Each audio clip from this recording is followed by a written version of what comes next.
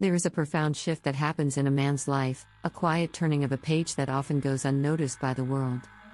In our youth, we are taught to pursue, to achieve, to conquer. We chase success, validation, and attraction, often believing they are destinations to be reached through the right tactics or the perfect display of strength. We learn to speak the loud language of ambition. But after 65 years of building, of loving, of losing, and of learning, a wise man begins to understand a deeper truth. The most compelling force he can ever possess is not something he chases, but something he cultivates within. It is not about the noise he can make, but about the quality of his silence. Welcome to Sovereign Psychology. This channel is a space dedicated to exploring the inner world of the mature man. We are not here to offer you simple tricks or tired dating advice. Instead, we delve into the foundational principles of a life lived with integrity, purpose, and a deep understanding of the human heart. Our central theme is the concept of the sovereign mind, the mind of a man who is the ultimate authority in his own life, who operates from a core of unshakable self-respect. In our discussions, we will navigate the complex landscapes of legacy, of connection, and of the quiet strength that becomes a man's most significant asset in his later years. This journey is the reason to return to this channel week after week, because mastering the self is not a single lesson, but the great work of a lifetime. The first and most crucial pillar of the sovereign mind is what the ancient Stoic philosophers called the Inner Citadel. Imagine a fortress within you, built not of stone, but of your core values, your non-negotiable principles, and your unwavering self-respect. In our younger years, the walls of this citadel are often weak. We allow them to be breached by the opinions of others, by our desire for approval, or by our fear of being alone. We might change our hobbies, soften our opinions, or abandon our passions to please a new partner, believing this accommodation is the price of companionship. But each time we do so, a piece of the fortress crumbles, and our own inner authority is diminished. It's crucial to distinguish between healthy compromise and corrosive self-abandonment.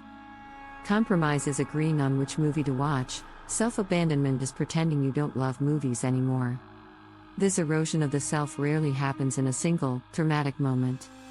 It's a slow, quiet decay, driven by the deep-seated fear of loneliness or conflict. We conflate agreeableness with kindness, believing that being a nice guy means never causing a ripple. But a truly good man is not just a nice man, he is a man of integrity. And integrity, by its very nature, is rigid. It means there are some things he will not bend on, principles he will not sacrifice. A partner, consciously or not, is testing the walls of this fortress. They are not looking for a man who agrees with everything, they are looking for a man who knows who he is. When the walls of your citadel are strong, she feels safe. She knows who she is with. When the walls are crumbling, she feels an unsettling instability, because the man she was drawn to is disappearing before her very eyes. I recall a friend of mine, a brilliant man in his late 60s named Frank. For years, he was a passionate student of Civil War history, his study lined with books, his weekends spent visiting battlefields. After his wife passed, he met a new woman, charming and full of life, but with no interest in his historical pursuits.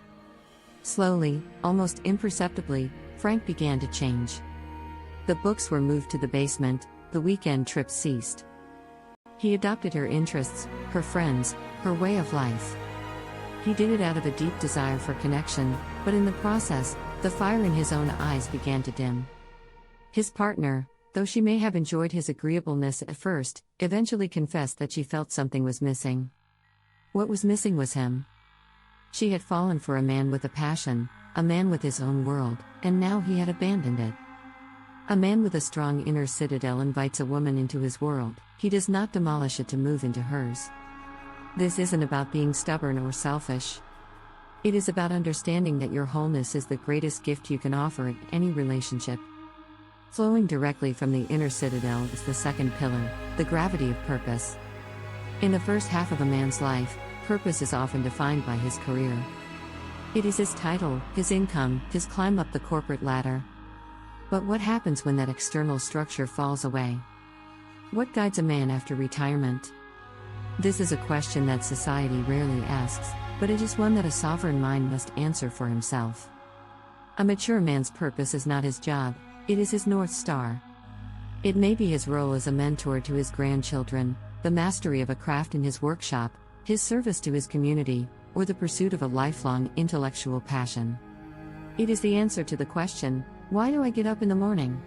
This internal compass creates a life of direction, which stands in stark contrast to a life of distraction. A life of distraction is oriented around the pursuit of fleeting pleasures and the avoidance of discomfort.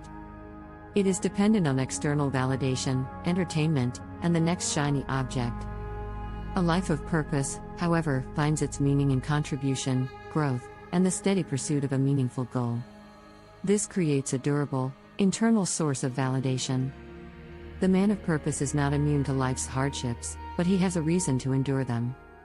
His happiness is not contingent on whether a conversation goes well, or whether he receives a compliment. This internal stability is profoundly compelling. Because his sense of self-worth is not on the line in every interaction, he is free to be truly present, authentic, and generous with his energy. When a man is guided by this internal star, a remarkable thing happens. He develops a kind of psychological gravity. He is no longer a satellite, seeking to orbit someone else's world for a sense of meaning. He becomes a star in his own right, a source of light and energy. He does not need a relationship to feel complete, and paradoxically, this is what makes his presence so compelling. He engages with the world from a place of contribution, not of need.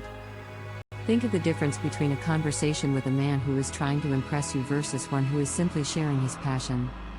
The first man drains your energy, the second one gives you his. A woman of substance is not looking for a project to fix or a void to fill. She is drawn to the energy of a man who is already in motion, a man whose life has a direction and a meaning that is larger than the relationship itself. This gravity of purpose is what gives a man his weight, his presence, and his quiet, unshakable confidence. The third pillar is the currency of composure. A young man often mistakes volatility for passion and reaction for strength.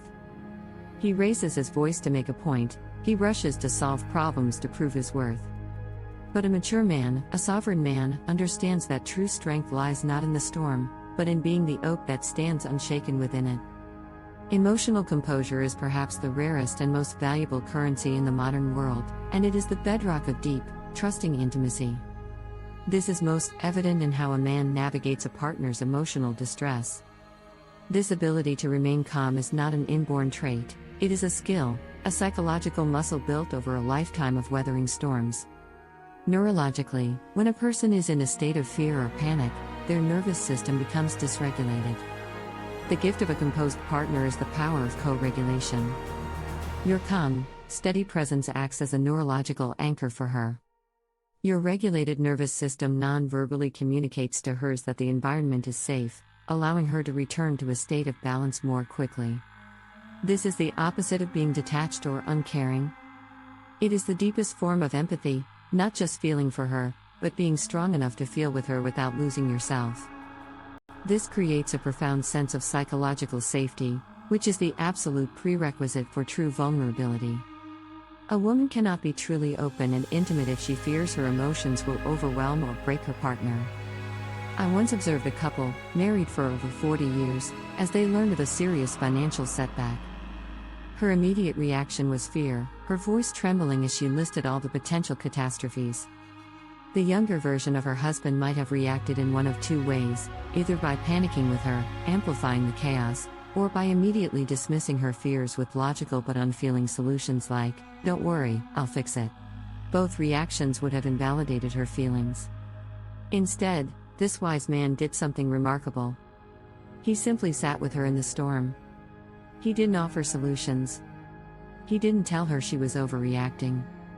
He just listened, took her hand, and said, "Whatever happens, we are in this together." In that moment, he wasn't trying to fix the problem, he was protecting the connection. He became her anchor. By holding the space for her fear without being consumed by it, he communicated a profound message: "I'm strong enough to handle your emotions. You are safe with me." This ability to absorb emotional turmoil without reacting is the ultimate display of masculine strength, and it is what allows a woman to be fully vulnerable, knowing she is with a man who will not break. The inner citadel of self-respect, the gravity of purpose, and the currency of composure. These are not tactics a man employs to seem attractive. They are the natural symptoms of a man who has cultivated a sovereign mind. They are the foundation upon which an unshakable presence is built. A man who possesses these qualities does not need to chase or convince. His very being creates a kind of resonance, an energy that naturally draws in people who appreciate depth, stability, and integrity, and gently repels those who do not. This is the ultimate form of attraction, not a frantic pursuit, but a quiet, confident invitation to a reality built on mutual respect. This exploration of a man's inner world is the central mission of this channel. What we have discussed today is just one facet of a rich and complex journey. True mastery of the self is not about finding a single answer, but about learning to ask the right questions, and continuing to explore them for the rest of one's life. This is why we encourage you to subscribe and return. In our conversations to come, we will delve deeper into the nature of legacy, the psychology of deep listening in a world full of noise, and the art of navigating the complex emotional landscapes of long-term partnership. Each video is a piece of a larger map, a guide to the vast and powerful territory of the sovereign mind. If you are a man who believes that the work of building your best self never ends, then you have found your community. Welcome home.